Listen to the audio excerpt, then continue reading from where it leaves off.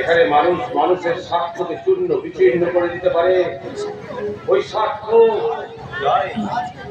আজ গায়ে গরিব কিষাণ মজুরের দলকে বলি, ওহে নিচু শ্রেণীর গরিব কিষাণ মজুরের দল, তোমরা বড় লোকদের অত্যাচারে কিংবা না খেতে পেয়ে আর খেতো না, বরঞ্চ চোখের জলকে বিক্রি করে টাকা কামাও, টাকা।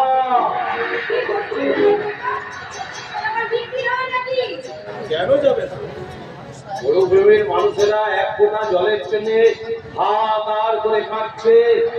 খাবার আছে কিন্তু জল নাই, চারিদিকে শুধু বালি আর বালি। পশ্চিমবাংলার গ্রামগঞ্জ থেকে গরিব মানুষগুলো কাঁদুক আর ওই চোখের জলকে রং চোখে মিনারেল ওয়াটারের বোতলে পুরে আবার মরুভূমির কাছে বিক্রি করুক। সে কি গো নবাব কাকা, চোখের জল আমার খাবার জল কোনোদিন হয় নাকি? দেশের লোকসভা বিধানসভার চেয়ারে বসে নেতাজি গান্ধীজির বলে ভাবতে পারে এই নেতাগুলো, তাহলে চোখের জলকে খাবার জল খাওয়াই যেতে পারে রে চাপা।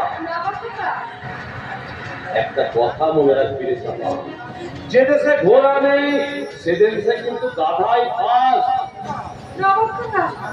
ছাড় আমার কথা, এখন বলতো রে চাপা, এখানে ওই পাহাড়ের উপর মন্দিরের সামনে তুই কি করছিলি? কোন লোকের সঙ্গে দেখা করতে বুঝি? ওর সাথে দেখা করতে আমার হয়েই গেছে। আমি এসেছিলাম আমার পেছনে লাগার জন্য, ওকে উত্তম মারতে। এই মরেছে, তা মারবে কে শুনি? তুই? আমি কেন ওকে মারার জন্য আমি পালোয়ান মাস্তানকে পালোয়ান মাস্তান? পাপের জন্য তো এরকম কোন মাস্তানের নাম আমি শুনিনি। কি করে শুনলে কাকা? আরে বাবা, সে তো একটু প্রায় থাকে না, সে থাকে শহরে বড় মাস্তান। আমিও তাকে চোখে দেখিনি, তবে আমার একটা বন্ধু তাকে খবর দিয়েছে। সে বলেছে আজ বিকেলে এখানে আসছে, তাই তো আমি এসেছি গো। আমিও এসেছি। আমার কাছে আগে থেকে খবর ছিল তুমি আমাকে মারবার জন্য সব থেকে গুন্ডা ভাড়া করেছো, তাই আমি তোমাকে টাইট দেওয়ার জন্য আমি কালা গুন্ডাকে খবর দিচ্ছি। আরে ওসব কথা এখন থাক, এখন বল তোদের কি হবে? বিয়ে হবে, আমাদের বিয়ে হবে। মোটেই না, এত তাড়াতাড়ি আমাদের বিয়ে হবে না। আরে জীবন তো একটাই, তাই জীবন সঙ্গী করবো ওই একটা মাত্র পুরুষকে দেখে। তাই দেখে তো আর জীবনে এত বড় একটা সিদ্ধান্ত নেওয়া যায় না। তার মানে তোর একটা পুরুষ হবে না, তোর আর পুরুষ চাই? আরে বাবা, জীবনে না থাক, কিন্তু জীবন সঙ্গী হিসেবে আলাপ করতে চাই তোমার মতো দশটা পুরুষের সাথে। তারপর সেখান থেকে একটা শ্রেষ্ঠ পুরুষকে বেছে নিয়ে তাকে বিয়ে করবো। আমার মাথাটা গনগন করে ঘুরছে। গান্ধারী স্বামী ছিল 5টা, আর নবাব দাদা এই চাপার চাই 10টা। এটা কি ভালো? কিন্তু ঠিক কথাই বলেছে রে গন্ডগোল। চিন্তা করে দেখ, শাড়ির দোকানে মেয়েরা শাড়ি কিনতে গিয়ে 100টা শাড়ি ঘেটে তবে একটা শাড়ি কিনে। সেই শাড়িটা কিন্তু ছিঁড়ে গেলেও ফেলে দেয়। তা স্বামী তো আর ফেলে দেওয়ার বস্তু নয়, সারা জীবনের জন্য স্বামী খুঁজবে। 10-20টা স্বামী না থাকলে সেরা স্বামীটা বাঁচবে কেমন করে? সন্ধ্যে হয়ে আসছে, মন্দিরের ভিড়ও কমে গেছে। এখানে বেশি রাত পর্যন্ত থাকা কিন্তু তোদের ঠিক নয়। আমি চলি, তোমরা তোমাদের প্রেম পর্ব শেষ করে চলে এসো। ঠিক আছে, আর একটা কথা তোমাকে বলে যাবো। হ্যাঁ শুনলাম লালমোহন গাঙ্গুলি নাকি বাবা হতে চালে চলেছে। যেই আসছে সেই সদ্যজাত শিশুটার মুখের দিকে তাকিয়ে ওকে থামতে বলো, থামতে। সত্যি তোমার দাদা যদি তোমার মতো হতো? কেউ তো কাউরি মতন হয় না রে চাপা। এই এই যেমন তুমি ধরো চাপা। আচ্ছা তুমি কি কোনদিন গাঁদা ফুল হতে পারবে? আরে পারবে, আর তো এইটুকু রাস্তা আছে, অবশ্যই পারবে। আরে পলাশটা আমি ওই ঝিলিগিরি মন্দিরে গিয়েছিলাম, ঝিলিগিরি তো পাহাড়ের অভ্যাস নেই, তাহলে হাঁটতে পারবে না বলছি। তা তোমরা এখানে কি করছো? ও মা, তুমি কি বুঝতে পারছো না? আরে বাবা, এক জোড়া ছেলে মেয়ে নির্জনে কি করে তুমি তা জানো না নাকি? না তো, আমি তো কিছুই করতে যাচ্ছি না। ও মা, তুমি তা চাপা বলছি, কতদিন ধরে চলছে? কি দিদিমণি কি? ও মা, তুমি অনেক কিছু বুঝতে পারো না। বলি গন্ডগোল দাদার সাথে প্রেমটা কতদিন চলছে? ওর সাথে প্রেম করতে আমার ভয় গেছে। তাছাড়া আমরা তো প্রেম করতে আসিনি, আমরা এসেছিলাম। বলো বলো, কি করতে এসেছিলে নির্জনে? বলো বলো, তার আগে তুমি বলো তো, তোমরা এখানে কেন এসেছো? আরে বললাম তো, আমরা মন্দিরে পুজো দিতেছি। আমরা এসেছিলাম মন্দিরে এই পুজো দিতে। দিদিমণি কেমন লাগছে? পুরো দিনের গ্রামের ছবি। ভালো, খুব ভালো। আর ভালো লাগছে জানে, এই গ্রামে মানুষগুলোকে। মানুষগুলোকে ভালো লাগছে না বিশেষ? এই বলতো না খুব ভালো কি?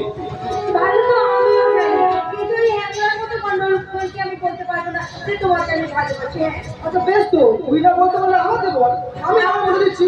আপনি বলে দেবেন। একটু কফি খাওয়া দিন, কফি রাস্তা গেটের সামনে বসে দিদি না ভালোবাসে।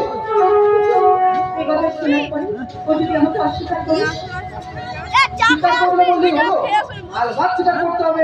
তুই ওকে তো বলেছিস, তুই ওকে বলবি। কি বলবো? কি খাবে? আচ্ছা ঠিক আছে, আগে আমি খেয়ে আসি, আমি একটু খেয়ে আসি। আপনি ভয় করবেন না। ওকে খেয়ে আসি। ওকে সাথে বলে দিলো, আর আমি ততক্ষণ চাপাকে নিয়ে ওই দিক থেকে ঘুরে আসি। আচ্ছা আচ্ছা চাপা চলে আয়। বলাটা কথা বলবো ঝুলি দিদিমণির সঙ্গে, আর আমরা দুজন একটু ওই পাশে দেখি। আচ্ছা ঠিক আছে। আসি বলাটা। ঠিক আছে। আসিগো দিদিমণি, বেশ, ঠিক আছে। হ্যাঁ, তোমার সঙ্গে আমার কিছু কথা আছে। এই কথাটা আমি অনেকক্ষণ ধরে বলবো বলবো চেষ্টা করে কিছু বলে উঠতে পারিনি। না মানে কথাটা শুনে যদি তুমি কিছু মনে না করো। আমি আমার মনে করবো কেন? আর নিশ্চয়ই এমন কোনো কথা বলবে না যেটা তো আমার খারাপ লাগে, তাই না? আচ্ছা, তুমি আমাকে দিদিমণি কেন বলো বলো তো? আমাকে তুমি ঠিক বলে রাখতে পারে না? না না, পারি না। একজন কর্মচারী হয়ে তার মালকিনের নাম লিখে রাখতে পারে না। কে করেছে? তুমি? অবশ্যই না, এ তোমার ভুল ধারণা। দাদা বৌদি তোমাকে খুব ভালোবাসেন, এমনকি বৌদি তোমাকে নিজের ছেলের মতো স্নেহ করেন। হ্যাঁ, তাই তো বেঁচে আছি। কিন্তু আমার তার ইচ্ছাটাকে তুমি কেড়ে নিচ্ছ বলো তো? তুমি কি বুঝতে পারছো না, নাকি বুঝতে চাইছো না?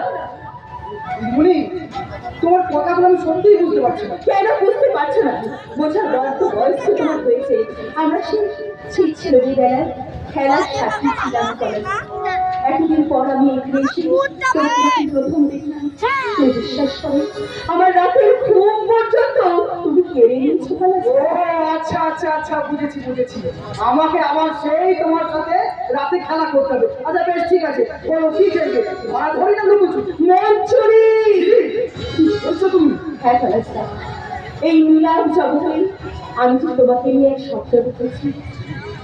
ঝিলিমিলি, আমার অন্তরের খালি সিংহাসনে আমি যে তোমাকে বসাতে চাই করার, তুই বিশ্বাস করে জানি না কখন কিভাবে কেমন করে আমি আমি তোমাকে ভালোবেসে দিয়েছি পলাশদা।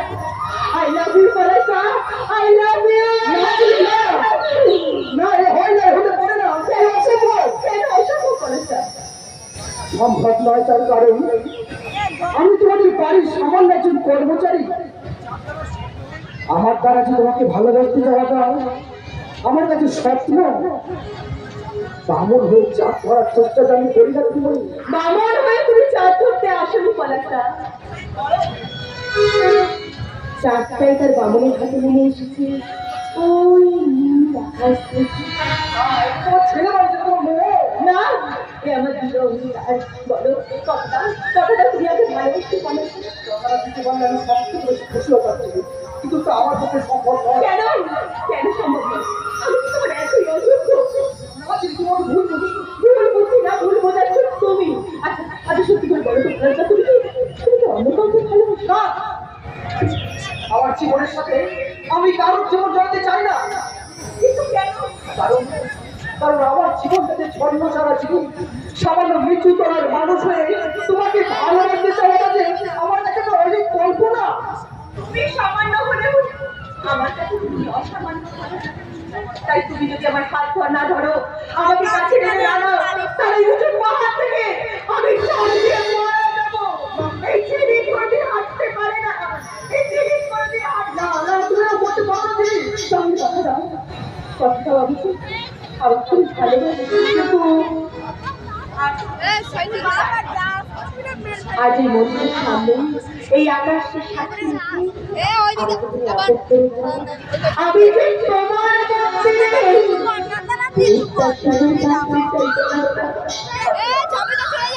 তুমি আমাকে ভালোবাসি। কথা আমি তোমাকে দিলাম।